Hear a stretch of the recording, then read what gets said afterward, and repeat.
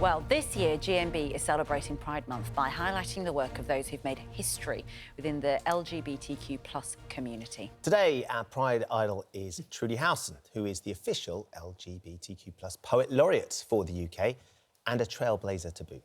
We're going to speak to Trudy in just a moment. First, though, here's her story. Let us now, across our nation, stand united in this call. There is no place for hatred, because hatred hurts us all. I'm Trudy Howson. I'm the LGBT Poet Laureate for the UK. I grew up in a small mill town in Lancashire. It was very racist and it was very homophobic. I would keep my private life very, very private. I moved to London when I was 18 to study drama, and I plunged into politics. I met people who understood me. People, when we were marching, were really spitting at us and throwing things and shouting, but also there were people who were smiling as well. But the thing was, we were all together. I left drama school and I got a very high-profile manager, and she told me in no uncertain terms that I had to keep my sexuality hidden. That was one of the reasons why I stopped acting. I was appointed LGBT Poet Laureate in 2016, and I recognised immediately that this was an opportunity to use poetry as a catalyst for social and political change. We are a celebration of love, people who hang on to hope.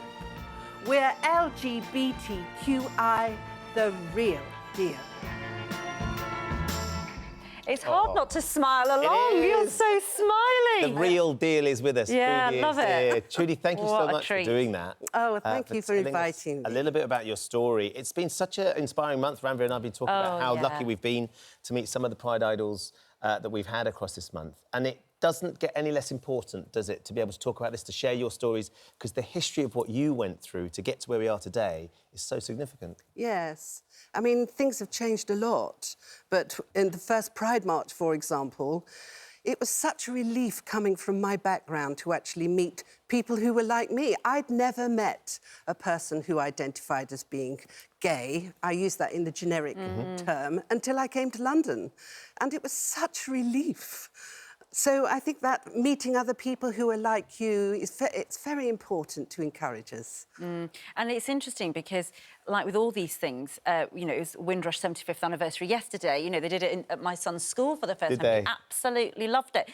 And I think that when we hear terms that we think we know, when you do a Pride Month like this and you're looking at people's history, you realise how little, if you're not in that world, little you know, and how important it is to know what you went through. Tell education us is key.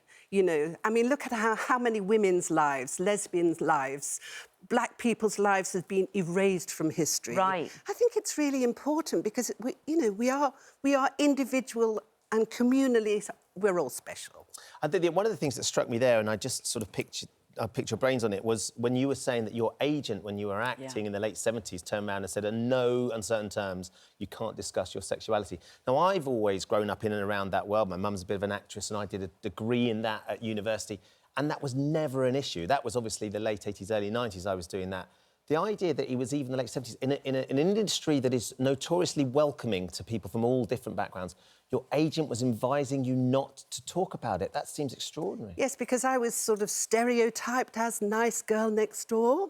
So you can't, you know, she just felt that nice girl next door raving lesbian wasn't quite.